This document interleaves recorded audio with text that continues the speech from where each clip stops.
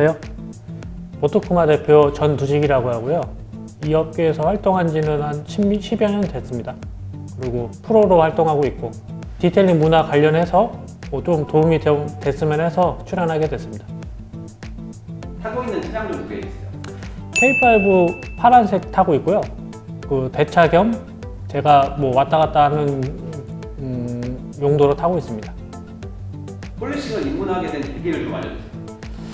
폴리싱이 입문하게 된 거는 20대 초기에 저희 매형께서 이 업을 폴리싱 관련 광택업을 한 20년 이상 하셨거든요.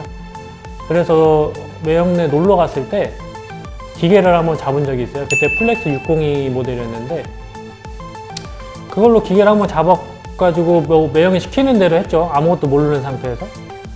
그 상태에서 기계를 잡고 돌렸는데 광이 이렇게 올라오는, 시꺼멓게 올라오는 그게 집에 돌아가서 잠잘 때도 생각이 좀 나더라고요.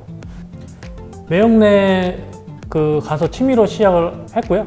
몸 쓰는 걸 좀 좋아하고 단순 노동을 좋아하다 보니까 좀 머리 안 쓰고 뭐 직장을 좀 얻고 싶어가지고 매형하고 같이 일을 하게 됐는데 그 과정에서 마스터라이즈라는 업체를 만나게 됐고 마스터라이즈를 만나면서 광택에 대한 좀 개념이라든가 생각이 좀 많이 바뀌었습니다.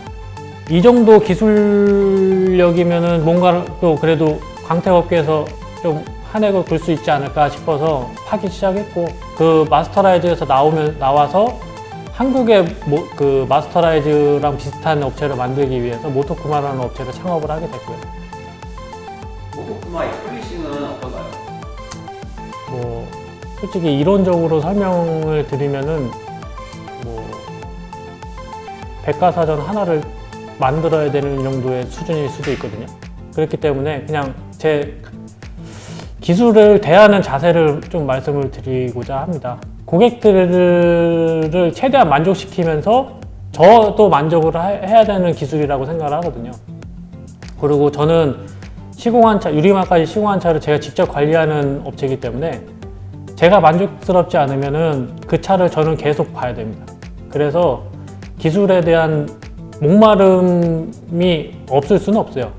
맨날 계속 도장이 바뀌기 때문에 고객들을 만족시킬 수 있는 기술, 그리고 제가 만족할 수 있는 기술자로서 그 정도라고 생각을 합니다. 싱글 폴리셔를 잘 안 쓰신다고 들었는데 그 이유가 따로 있나요? 싱글 폴리셔를 안 쓰는 건 아니고요.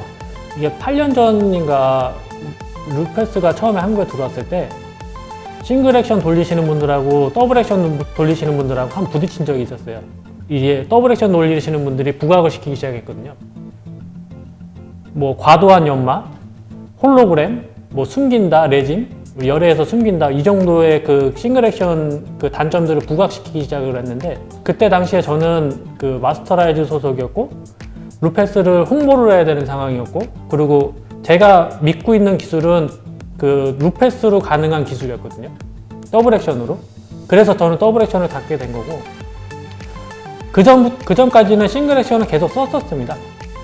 저희 매형한테 배운 것도 싱글 액션으로 시작을 했고 처음부터. 근데 이제 더블 액션을 쓰다가 많은 분들이 이런 얘기를 하죠. 더블 액션으로 무슨 예술을 하냐.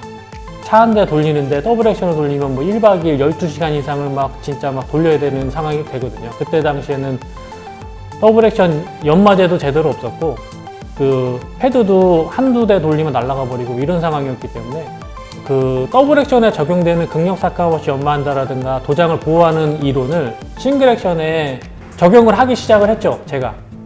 그래서 싱글 액션으로도 극력 삭감 없이 연마한다는 이론이 가능하게끔 된 게 지금 3년인가 4년 정도 됐어요. 그 후로는 싱글 액션도 사용하고 경우에 따라서 더블 액션도 사용을 하죠. 샵을 운영하면서 가장 보람을 느꼈을 때는? 뭐 어쨌든 저는 샵을 운영하면서 수익을 창출해야 되는 부분이 있기 때문에 돈 많이 벌 때가 가장 보람이 있다고 보면 되죠. 근데 이제 굉장히 힘들거든요, 이 업이. 매니아분들 상대로 많이 이제 이론적으로 이제 알려드리고 하는 부분이 있어서 저한테 창업 문의를 많이 하세요. 근데 그런 분들이 저한테 한 100명, 200명 정도 창업 문의가 오면 한두 명 빼고는 제가 다 돌려보낸 것 같아요. 왜냐하면 이게 취미로 업을 시작하면 제 주변에 취미로 업을 시작해가지고 100명이 창업을 하면 1명 남고 99명이 문을 닫거든요. 일은 취미로 다가설 수 있는 부분이 아니에요. 이게 육체적으로 굉장히 힘든 부분이기 때문에 취미로 좋아해서 단순히 시작한다는 거는 말이 안 되고, 어떻게 보면 제 입장에서는 이게 뭐 오버한다고 생각할 수는 있겠지만 목숨 걸고 진행을 해야 되거든요. 다른 길이 갈 데가 없다라는 생각을 하고 진행을 해야지, 갈 데가 있는 상황에서 이걸 진행하면 100% 망합니다. 그런 분들을 설득을 하고 시작을 안 하게끔 만드는 게, 만들었을 때가 저는 솔직히 좀 가장 좀 보람 있다고 봐요. 왜냐하면 그분들 인생이 걸린 문제이기 때문에. 네, 돈 버는 거야 뭐 잘 벌면 되죠 뭐 저야고. 네. 광택 대회에 참가했다고 들었는데 광택 대회에 대해서 좀 이야기 좀 해주세요. 참가하게 된 계기는 원래는 그 ESQ 쪽에서 연락이 왔어요. 처음에는 이제 ESQ의 심사위원 자문위원으로 연락이 왔었고, 자문도 할 겸 뭐 출전도 해보면 어떻겠냐라는 제안이 왔었고요. 한국의 광택 문화를, 한국의 광택 기술을 외국에 알리는 기회가 됐으면 좋겠다 라고 해가지고, 그러면은 거기에 대해서는 우승을 못해도 한 번쯤은 경험해볼 만 하겠구나 라고 생각해서 간 거고요. 갔는데 조금 오기가 좀 생기더라고요. 그래서 제가 데리고 간 선수가 청주의 디탑이라는 윤동현 씨라고 하는데, 그분을 선택한 이유는 뭐냐면 조금 압도적인 기술력으로 눌러버려야겠다는 생각을 한번 했었어요. 그 양반은 하루에 5대씩 광택을 냈던 사람이에요. 그래서 속도면이나 이런 면에서는 싱글 액션 다루는 면에서 거의 신적인 부분의 수준까지 올라갔다고 보는 사람이거든요.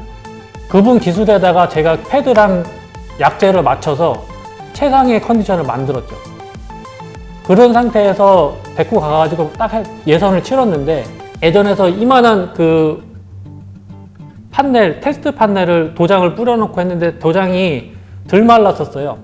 한 번 밀고 탈지를 하고 한 번 더 밀었어요. 그러니까 초벌을 2번을 하고 그 다음에 마무리 졌거든요. 저희가 유일하게 홀로그램에 안 뜨게 1등으로 예선을 통과를 했어요. 거기에 참가한 선수들이 거의 한 200명 가까이 됐거든요. 150 몇 명이었던 것 같은데, 그렇게 1위를 통과하고 나니까 중국 관계자들이 좀 수근수근 대들기 시작하더라고요. 그다음부터 저희가 경계 대상 1호가 됐는데, 두 번째 예선 그 테스트 할 때도 시간을 반만 쓰고 해결해 버렸거든요. 그 판넬을 통과도 못했던 사람들이 굉장히 많은데 저희는 그냥 한 번에 거기서도 1등을 했어요. 근데 그때 도장한 게 일본 차였는데 클리어가 산화가 돼가지고 뿌옇게 돼 있었어요.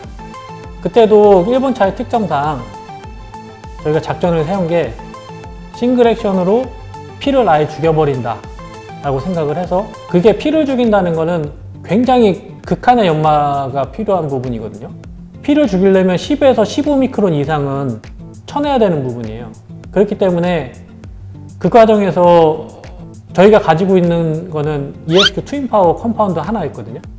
그 컴파운드로 피를 눕힌다는 거는 한 번에는 어렵기 때문에 한 번 작업하고 전체 탈취를 한 다음에 한 번 더 작업해서 피를 완전히 눕히고 거울처럼 만든 상태에서 마무리를 했는데, 거기서 20명인가 30명 정도가 스타트를 했거든요. 전체적으로 다.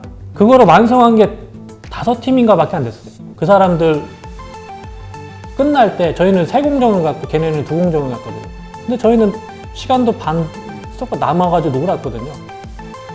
그리고 완벽하게 면도 띄었고, 그리고 심사위원들이 와가지고 다 와서 구경할 정도로 최고 기술자상을 주고 또 2등인가 3등짜리를 하나 또 주고, 그러니까 2개를 받은 거예요, 상을. 그래가지고 어떻게 보면은 저희가 1등 위에 거 최고 기술자상을 받은 거니까 저희는 굉장히 만족스럽게, 그리고 굉장히 좋은 경험을 했고, 그리고 저희가 돈 내고 간 게 아니고 ESQ 쪽에서 다 물은 거고, 그리고 대회 측에서 저희를 초청한 거기 때문에 대회 측에서도 저희한테 다 비행기표랑 이런 거 다 보내준 거거든요. 한국 기술자가 외국에 나가면 압도적인 기술력을 가지고 있다는 것을 말씀드리고 싶은 거예요. 자, 폴리싱 용품 개발 참여에 어떤 걸 중요하게 생각하세요? 제가 참여하는 그 개발 케미컬 회사들이 좀 되는데요. 예를 들어 컴파운드 회사라고 하면 순수한 연마? 큰 연마제로 긁는 스타일이 아니고 작은 연마제로 좀 조각하듯이 연마할 수 있는 타입?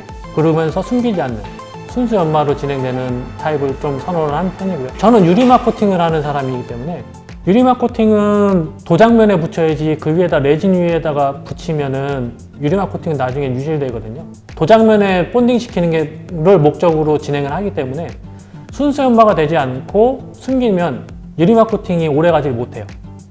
그러면 그 유리막 코팅을 저는 관리를 하는 사람인데 관리하다가 유리막 코팅이 유실됐다고 느껴지면 제 스스로가 굉장히 좀 마음이 아프겠죠. 기술적으로 조금 힘든 부분이 있어요. 저는 누구한테 욕먹는 걸 가장 싫어하는 스타일이기 때문에 그래서 뭐 댓글이라는 걸 안 보는데 유리막 코팅은 보증서에 예를 들면 3년이다 5년이다 뭐 이렇게 작성을 하잖아요. 그 기간을 지킬 수 있을 만큼의 원자재를 사용하고 그 기간을 지킬 수 있을 만큼의 좋은 재료를 사용한 제품을 선호합니다.